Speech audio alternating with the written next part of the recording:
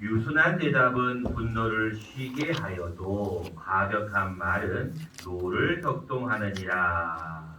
4절 말씀입니다.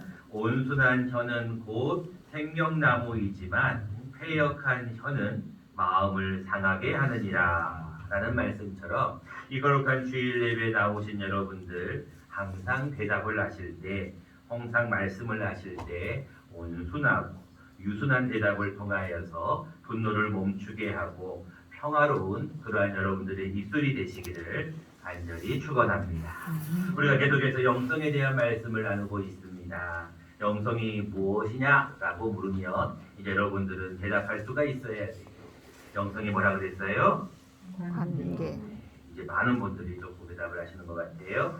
영성이 무엇냐고 물으신다면 뭐라고 그래야 돼요? 관계다. 여러분 다른 건 다 잊어도 관계라는 단어만큼은 알고 있어야지. 근데 이 영성이란 말도 어렵고 관계라는 말도 어려워요. 그래서 여러분들에게 조금 쉽게 이해하기 위해서 제가 여러분들에게 5손가락의 비밀을 통하여서 인간관계에 대한 해법을 말씀합니다. 그리고 10손가락의 비밀을 통하여서 하나님과의 관계에 대한 말씀을 계속 나눌 것입니다. 우리가 지난주에 3손가락의 비밀에 대한 말씀을 나누었는데 3손가락의 비밀이 뭐였어요? 몇 번 생각하고 말하라고요? 3번. 네, 오늘 제목입니다. 몇 번 생각하고 말하라고요? 3번 생각하고 말하라. 여러분들이 말에 대해서 한 번도 생각하지 않고 필터링하지 않고 그냥 말을 하게 되면 많은 실수가 있게 됩니다. 그리고 그 실수로 인하여서 사람에게 상처를 주게 돼요. 그래서 여러분들 항상 말을 할 때는 그냥 일반적인 이야기나 자연에 대한 얘기나 어떤 그런 사소한 얘기를 말하는 게 아닙니다. 어떤 사람에 대한 이야기를 할 때는 좀 생각을 하고 이야기를 해야 된다는 것입니다. 우리 그런 의미에서 여기 계신 분들과 이렇게 인사를 하고 말씀을 나누겠습니다. 손가락을 3개를 한번 쫙 펴보셔서 옆에 계신 분을 한번 쳐다보시고 1번, 2번, 3번 생각하고 말합시다. 이렇게 한번 인사해 보겠습니다. 시작. 1번, 2번, 3번 생각하고 말합시다. 자, 여러분들 제가 지난주에 3번을 생각하고 말하라고 했는데 3번이 뭐였어요? 첫 번째는 그 자리에 누가 있는가 생각해 보라고요.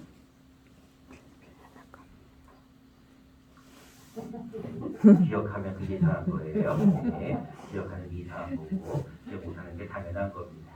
첫 번째 생각할 것은 그 자리에 믿음이 없는 자들, 연약한 자들이 있는가를 생각하고 말해야 됩니다. 우리가 말하는 건 자유지만 그 자리에 믿음이 아직 없는 자들이, 새신자들이 있을 때는 항상 말조심을 해야 돼요. 지극히 작은 소자 하나를 실족하게 하면 연자맷돌을 메고 바다에 빠지는 게 낫다. 2번째 생각할 것은 우리가 그 사람의 입장으로 생각하라는 거예요. 내가 그 사람의 이야기를 들을 때 그 사람의 입장에 섰다면 어떨까? 그 사람이라면 어떨까를 생각하라는 거예요. 이거를 사자성어로 뭐라 그랬어요? 뭔지 역지사지. 그 사람의 입장에 서보라는 거예요.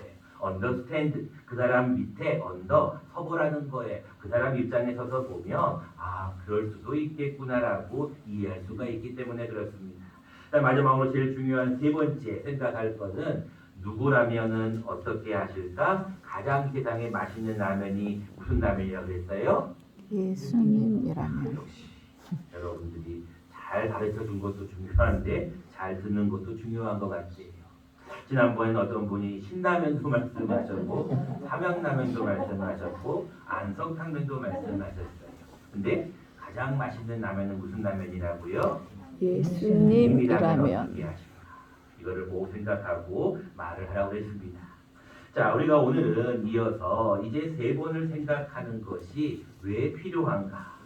오늘은 조금 광고가 많아서 제가 여러분과 함께 찬송도 같이 한 장 안 부르고 조금 우리가 말씀을 빨리 끝내려고 해요.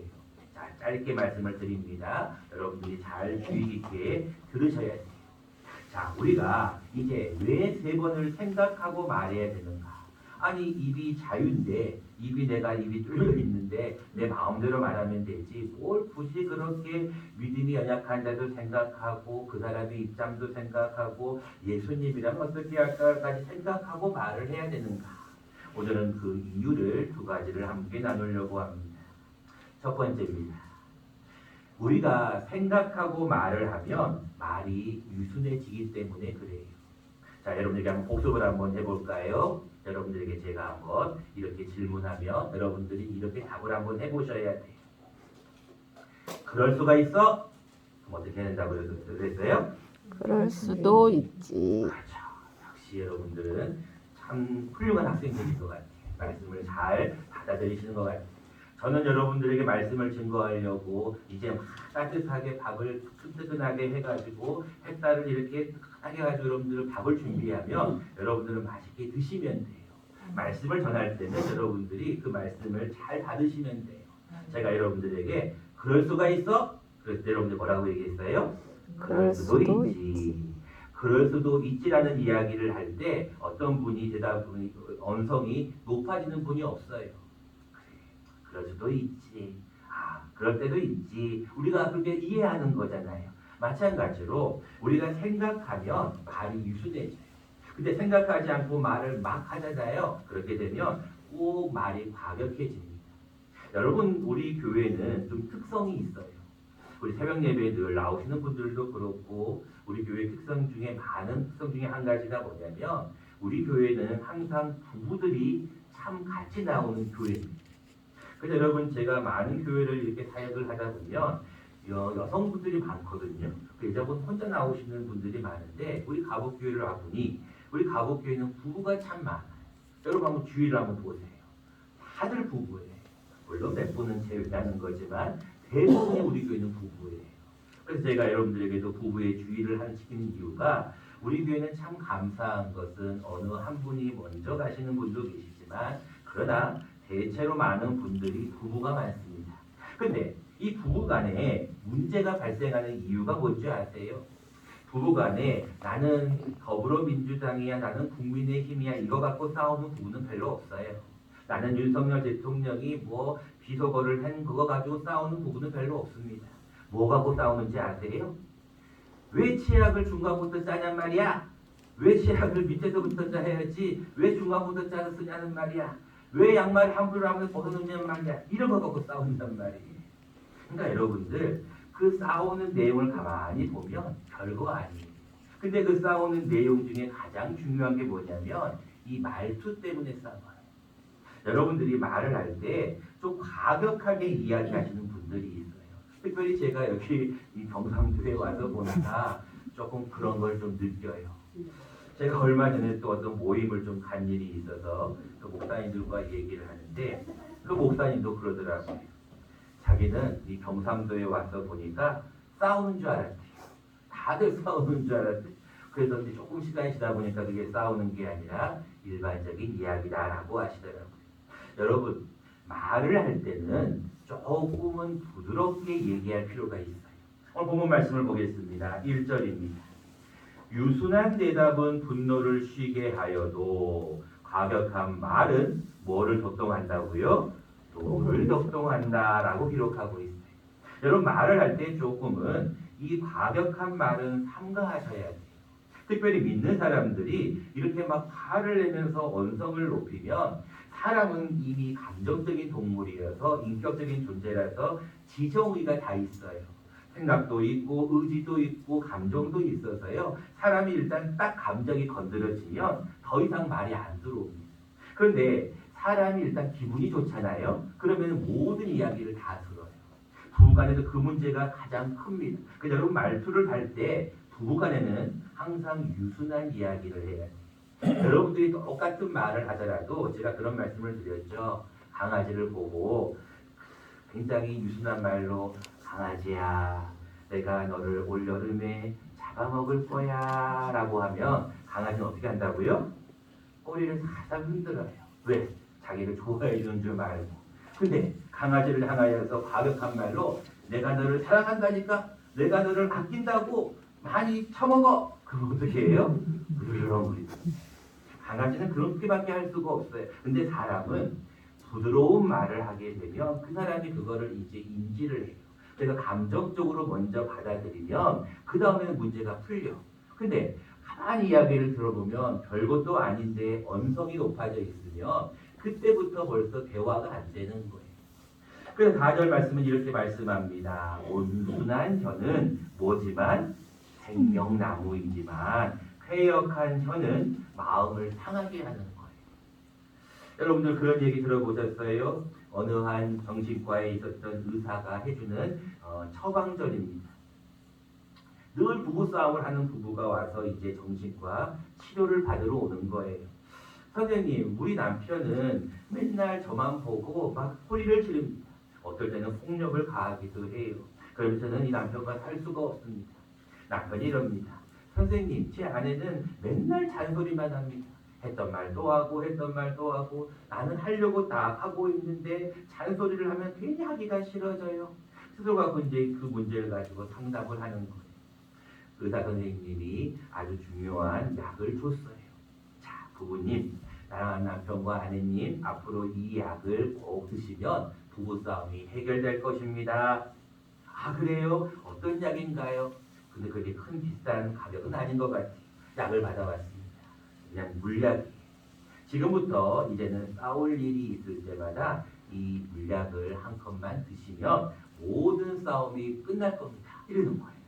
그래서 이제 그 부부가 반신반의하면서 그 약물을 받아왔어요. 그리고 나서 이제 싸우려고 탁 하는데 이제 그 선생님의 처방전이 생각나서 이 약물을 한 컵 딱 마셨대요. 그리고 난 다음에 조금 시간이 지나니까 이 화가 싹 내려가는 거예요. 그래서 아내도 한 컵을 마셨어요. 그랬더니 그 화가 싹 내려가는 거예요. 그러다가 점점 이제 싸움의 횟수가 줄어들어서 좋아졌대요. 그리고 나서 이 부부가 다시 의사 선생님에게 왔어요. 선생님, 도대체 그 약이 무슨 약입니까? 너무나 훌륭한 약이네요. 그 약을 앞으로 제가 계속 먹고 싶습니다. 그때 선생님이 뭐라고 했을까요? 그 약이 무슨 약일까요? 무슨 물약일까요? 그 약은 그냥 정수기에서 떠온 물이에요. 그냥 생수예요, 생수. 여러분, 아무런 물이 아니라 아무런 약효가 들어있는 게 아니라 그냥 정수물이에요. 그 물을 가지고 아니 선생님 이게 뭡니까? 라고 했더니 선생님이 하는 말이 선생님과 선생님 남편과 아내는 무슨 일이 있을 때마다 한번 생각하고 말을 하면 문제가 해결됩니다. 이렇게 얘기해 주는 거예요. 그러니까 여러분 보세요. 막 화가 막 나는 거에 막 퍼붓고 싶은 거에 막 한마디 하고 싶은 거에 근데 그 순간에 물을 한 컵 마시는 그 짧은 시간 30초 1분이라는 시간 동안에 화가 약간 가라앉는 거예요. 그러다 보니까 대화가 점점 부드러워지는 겁니다. 여러분, 여러분들이 하나님 앞에 생각하면 대화가 조금 유순해질 수 있어요. 그래서 여러분들 어떤 이야기를 하든지 조금은 좀 생각하고 말을 할 수 있는 시간적인 여유를 가지는 것이 필요하다는 것입니다. 두 번째입니다. 우리가 왜 말을 할 때 3번이나 생각을 하고 말해야 되는가? 그 이유는 생각하고 말하는 것이 지혜이기 때문에 그렇습니다. 2절 말씀입니다. 지혜 있는 자의 혀는 지식을 선히 베풀고 미련한 자의 입은 미련한 것을 쏟느니라. 14절 말씀입니다. 명철한 자의 마음은 지식을 요구하고 미련한 자의 입은 미련한 것을 즐기느니라. 자, 보니까 지혜 있는 자의 혀와 미련한 자의 혀에 대한 말씀을 잘 비교하고 있어요. 2절 말씀을 잘 보세요. 지혜 있는 자의 혀는 뭐를 선히 베푼다고요? 지식을 베풀어요. 가르쳐 준다는 거예요. 근데 어떻게 베풀다고요? 선히 베풀어요. 이 많은 사람들이 이 내용보다는 이 방법을 조금 잘못하니까 잘 내용을 이해를 못하는 거예요. 여러분들이 말을 할 때 선한 방법으로 여러분들이 베풀어야 돼요. 아무리 여러분들 좋은 것도 선하게 베풀지 않으면 그것이 유익하지가 않습니다. 그런데 미련한 자의 입은 뭐를 쏟는다고요? 미련한 것을 쏟는 거예요. 여러분 여기서 미련한 것이 뭘 것 같아요? 자기의 감정이에요. 생각하지 않고 말하는 거예요. 그냥 막 퍼붓는 거예요. 여러분들 화가 나면 뭔 말을 못해? 여러분 그게 굉장히 무서운 말입니다. 여러분 화가 나면 뭔 말을 못해? 그리고 나서 딱 끝나고 나면 나는 뒤끝이 없어. 나는 아무렇지도 않아. 여러분 얼마나 무서운 거예요. 그 사람은 상처를 받아가지고 몇 날, 몇 달, 몇 년을 힘들어하는데 자기는 뒤끝이 없으니까 상관이 없어. 화가 나서 한 말이래. 여러분들 화가 나서 사람을 죽이고 난 다음에 그때는 내가 나도 모르게 화가 치밀어서 여러분 예수님이 뭐라고 말씀하십니까? 여러분 형제를 향하여서 노하는 자마다 형제를 미워하는 자마다 살인한다고 그래요. 그러니까 여러분들 항상 여러분들 지혜 있는 자가 되기 위해서 생각해야 돼요. 7절 말씀을 보겠습니다. 지혜로운 자의 입술은 동일한 말씀입니다. 지식을 전파하여도 미련한 자의 마음은 뭐가 없다고요? 정함이 없어요. 그러니까 여러분들 하나님 앞에 지혜로운 자가 되기 위해서는 늘 지식을 전파하지만 미련한 자는요 늘 마음에 정함이 없어요. 여러분이 정함이 없다는 게 무슨 말이에요? 여러분들이 이게 깨끗하지가 않다는 거예요. 두 마음을 품는다는 거예요. 여러분들 그래서요 미련한 사람들을 보면 자기의 감정을 조절을 못해. 여러분들 화가 나가지고 막 감정을 조절 못하고 말을 하잖아요. 성경은 뭐라고 하는지 아세요? 제가 자막을 준비하면 제일 좋겠지만 없으니까 말씀을 읽어드릴 테니까 잘 들어보세요. 혀는 곧 불의의 세계, 온몸을 더럽히고 삶의 수레바퀴를 불사른다. 근데 그 불사르는 것이 지옥불에서 난다라고 기록하고 있어요. 여러분 성경은 야고보서 3장 8절에 그 혀는 쉬지 아니하는 악이다. 죽이는 독이 가득한 것이다. 여러분들 그런 어떤 병원에 그런 글귀가 있어요. 사람에게 물린 사람은 정말로 오래 간다는 그런 글귀인데 독의 독사에게 물린 사람들보다 사람의 상처로 인하여서 받은 것이 더 많다라고 하는 그런 글귀가 있는 병원이 있어요. 그 얘기는 무슨 얘기냐면 이 사람의 말이라는 게 얼마나 무섭다는 것을 우리에게 말씀하고 있습니다. 제가 설교를 준비하다가 갑자기 어떤 단어가 하나가 탁 생각이 났어요. 그 단어가 무슨 단어냐면 인중이라고 하는 단어예요. 여러분 인중이라는 게 무슨 뜻인지 혹시 아십니까? 인중이 어딘지 혹시 여러분들 아세요? 제가 인중? 자, 인중이 뭘까? 그래서 제가 인터넷을 팍 쳐봤어요. 인중? 보니까 한자로 사람 인자의 가운데 중자가 있어요. 그래서 인중이라는 것은 배꼽인가 보다. 왜냐하면 중심에 있으니까. 그래서 인중이 이 배꼽인 줄 알고 다 찾아봤어요. 그래서 인중이 어딘지 혹시 여러분들 아세요? 역시 많은 분들이 아시네요. 인중이 여러분들 여기에요. 제가 갑자기 설교를 준비하다가 왜 여기를 인중이라고 그랬지? 왜 사람들이 그 어르신들, 많은 조상들이 그 많은 말들 가운데 인중을 왜 여기라고 할까? 의미가 있더라고요. 왜 사람의 중심을 여기로 보았느냐?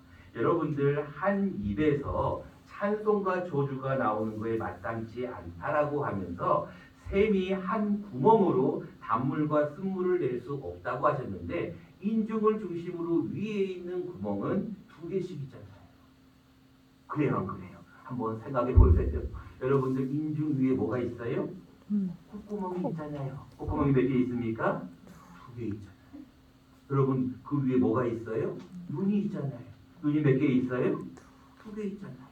옆에 뭐가 있어요? 2개 있잖아요. 이 뇌도 뭐예요? 우뇌와 자뇌가 있잖아요. 야 그렇구나. 근데 그 밑에를 또 가만히 보니까 입술은 몇 개예요? 1개예요. 배꼽도 몇 개예요? 1개예요. 우리의 성기도 1개예요. 우리의 항문도 1개예요. 자, 여러분들 생각을 해보세요. 위에 있는 것을 뭐 하라는 거예요? 자꾸 쓰라는 거예요.